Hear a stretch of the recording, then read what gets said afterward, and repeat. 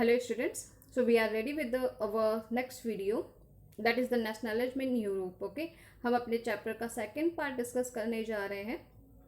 That हम पढ़ चुके हैं आइडिया ऑफ नेशनलिज्म की किस तरह से ये आइडिया सर्कुलेट हुआ फ्रांस की तरफ से. देन हमें पढ़ना है कि पूरे यूरोप में इसका क्या कंट्रीब्यूशन रहा, किस तरह से फ्रांस को हम इन सब का फोर रनर मान सकते हैं.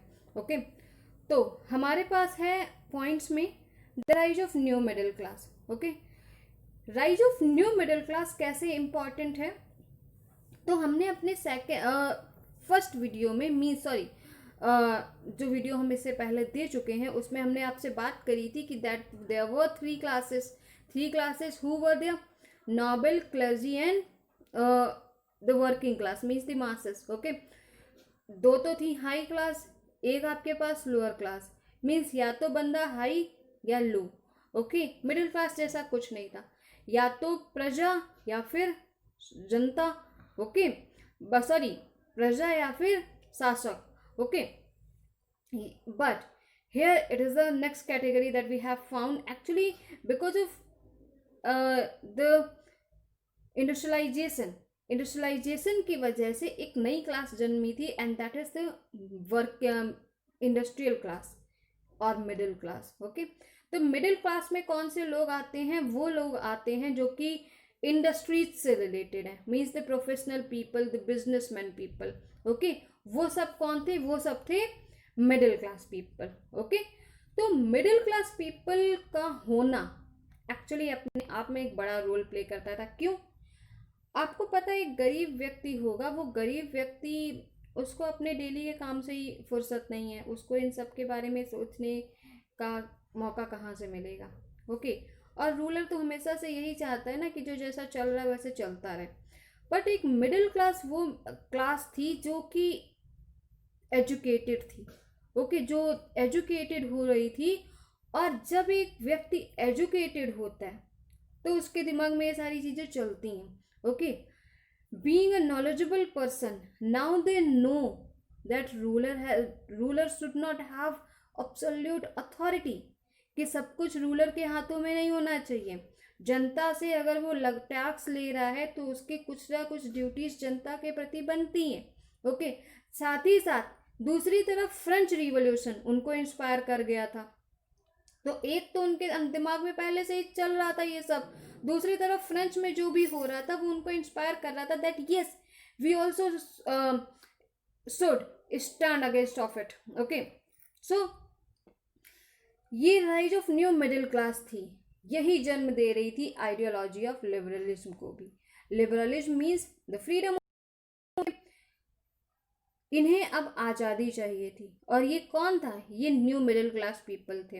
ओके, एंड अगेन आप एक चीज़ समझते हैं ना कि वो था, रूलर की सपोर्ट में कोई भी नहीं था, लेकिन वही है ना कि बोलने का पावर नहीं है. ओके, बोलने के लिए डेयर नहीं, तो इसलिए चुप बैठते. जब कुछ लोगों ने इसके खिलाफ आवाज़ उठाई तो दूसरे लोग भी उनसे जुड़े.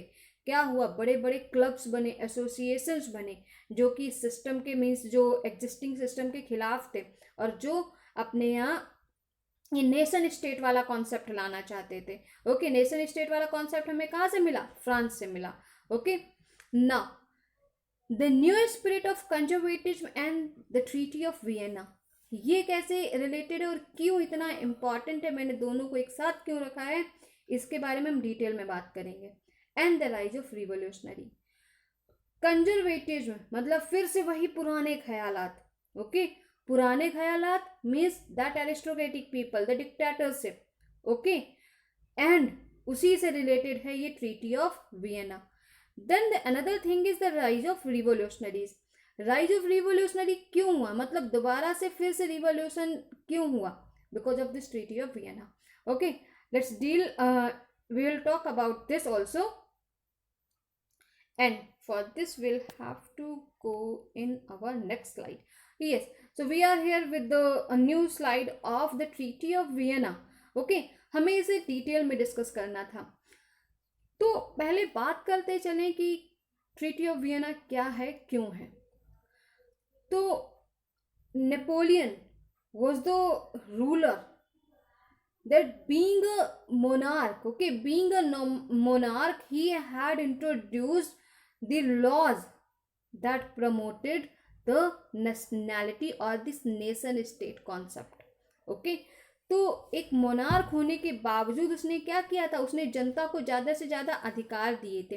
साथ ही साथ उसने क्या किया था, उसने ये जो नेशन स्टेट वाला कॉन्सेप्ट लाया था।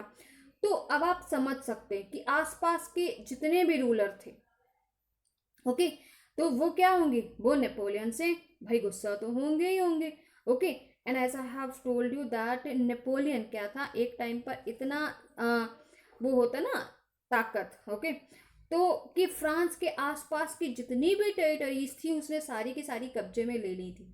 मतलब अब मतलब कि वो उन सभी टेरिटरीज के जो रूलर होंगे वो तो नेपोलियन के दुश्मन हो गए ना। तो इस तरह से वो नेपोलियन के दुश्मनों की संख्या कम नहीं थी, अच्छे खासे दुश्मन थे। दो बातें थी, एक तो उसके जो रूल्स, ये जो लॉज, जो पॉलिसीज वो ला रहा था, वो उनके दिमाग के ऊपर से जा रही थी। भाई उनको पता था आज फ्रांस में हो रहा है, कल हमारी टेरिटरी में होगा, ओके।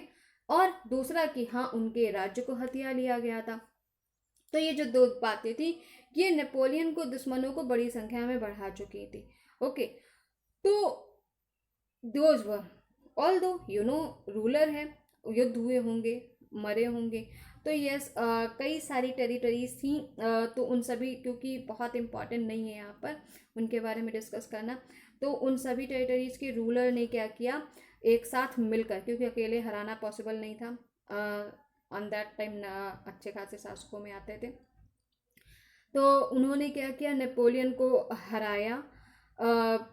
हालांकि 1814 में वो जीत गया था, लेकिन फिर 1815 में बैटल ऑफ वाटरलू में उसे मार दिया जाता है।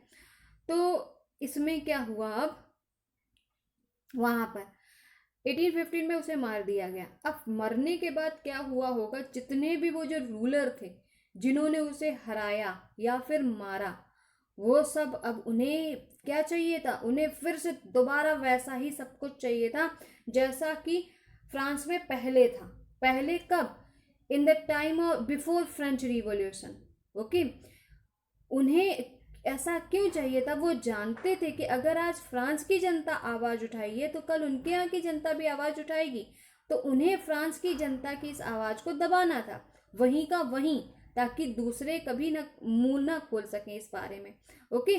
सो what they have done, they met, उन्होंने क्या किया 1815 में ही, वो क्या किए, वो सभी रूलर्स जिन्होंने नेपोलियन को हराया था वो वियना में मिले, okay.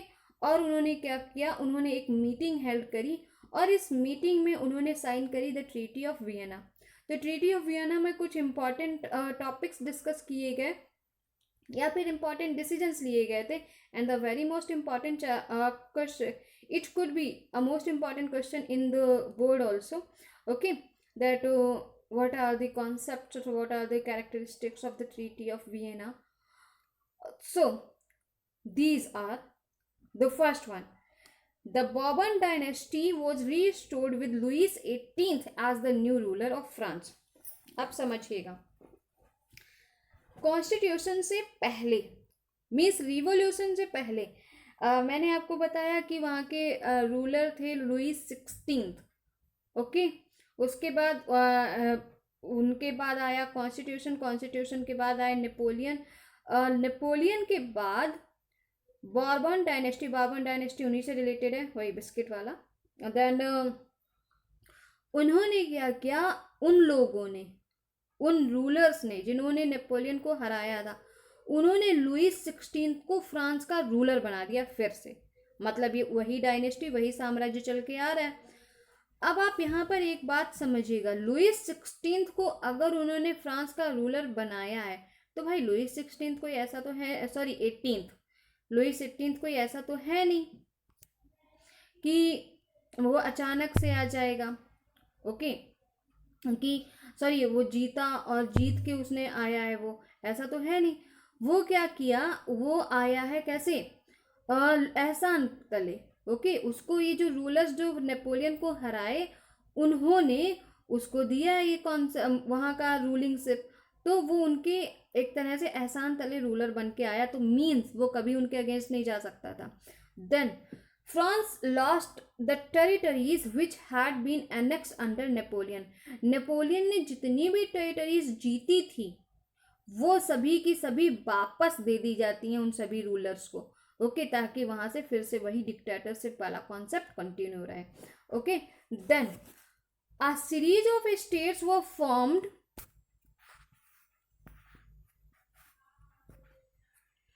a series of states were set up on the boundary of France to prevent its expansion in the future।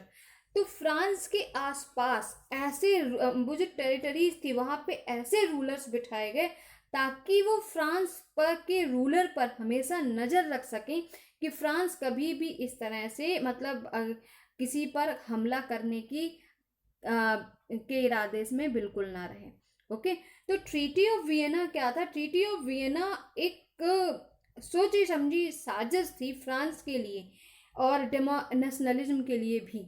क्या कि कभी ये जो लोग आवाज़ उठाए थे ये दोबारा कभी आवाज़ ना उठा पाए, इनको फिर से वही पुराना वाला कॉन्सेप्ट देना है, डिक्टेटरशिप देनी है।